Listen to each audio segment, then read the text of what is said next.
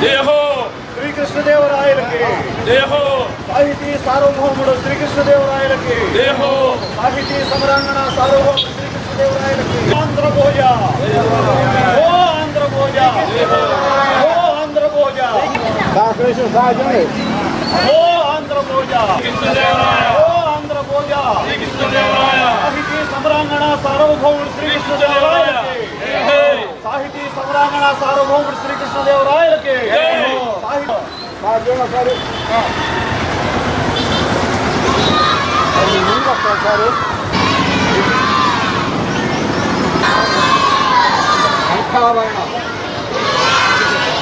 కృష్ణదేవరాయలు అంటే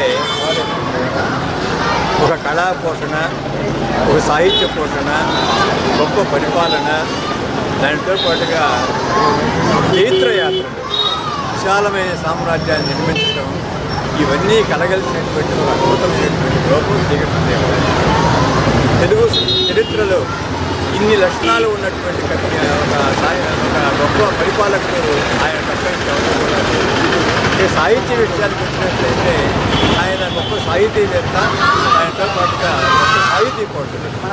అసదగిలాన్ని పోషించడంతో పాటుగా ఆముక్త మాల్యద అనే ఒక విశిష్టమైనటువంటి గ్రంథాన్ని తెలుగులో రాసి ఆయన అజరావణమైనటువంటి అలాంటి మహానుభావుడు జన్మదినం రోజు మనం ఆయనకు నివాళులు అర్పిస్తూ గుర్తు చేసుకోవడం అనేటువంటిది తెలుగు వాళ్ళ యొక్క అందరి బాధ్యత. ఆ బాధ్యతను నెరవేరుస్తూ ఇక్కడ ఒంగోలులో ఉన్నటువంటి సాహితీవేత్తలందరూ కూడా ఈరోజు ఇక్కడ చేరి వారి ఘనమైన నివాళులు అర్పించారు.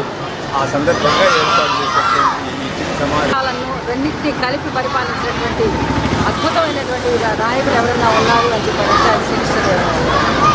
అంటే సమాజంలో ఉన్నటువంటి రాగద్వేషాలని లేకపోతే ఆవేశ కావేశాన్ని కళల ద్వారా, సాహిత్యం ద్వారా వాటిని బయటకు పంపొచ్చు. అదేవిధంగా పరిపాలన ద్వారా ఒక పరిపాలకుడిగా, యుద్ధ వీరుడిగా ఈ కళలను మిళితం చేయడం ద్వారా తన ప్రజారాజ్యమైన పరిపాలన అందించినటువంటి శ్రీకృష్ణదేవరాయలకి ఈరోజు ఎంతోమంది రాజకీయవాదులందరూ కూడా ఆదర్శంగా తీసుకోవాలని నేను కోరుకుంటున్నాను మహానుభావుడు సందర్భంగా.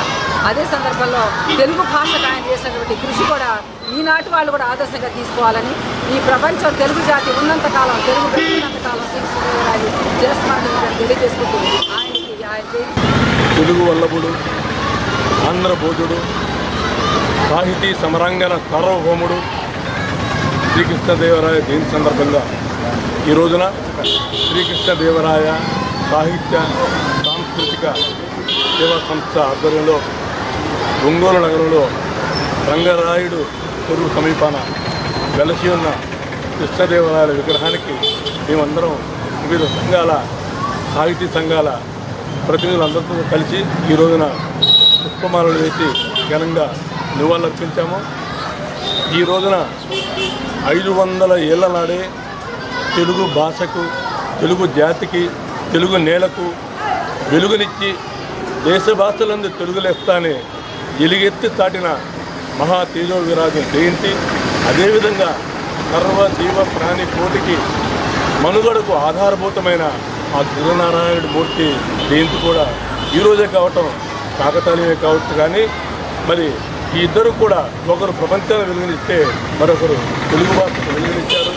ఆయన కాలంలో, కృష్ణదేవరాయల కాలంలో రాజ్యపాలనకి ఏ విధంగా విలువనిచ్చారో అదే స్థాయిలో సాహితీ పోషణకు విలువనిచ్చి యుద్ధ విరామ సమయాల్లో అష్ట దిగ్గజ కవులను తీసుకువెళ్ళి అక్కడ కవితా గోష్ఠులను సాహితీ గోష్ఠులను నిర్వహించిన ఏకైక చక్రవర్తి ఎవరైనా ఉన్నారు అంటే ఆయన కృష్ణదేవరాయలు మాత్రమే చెప్పి మనం గర్వంగా చెప్పుకోవచ్చు.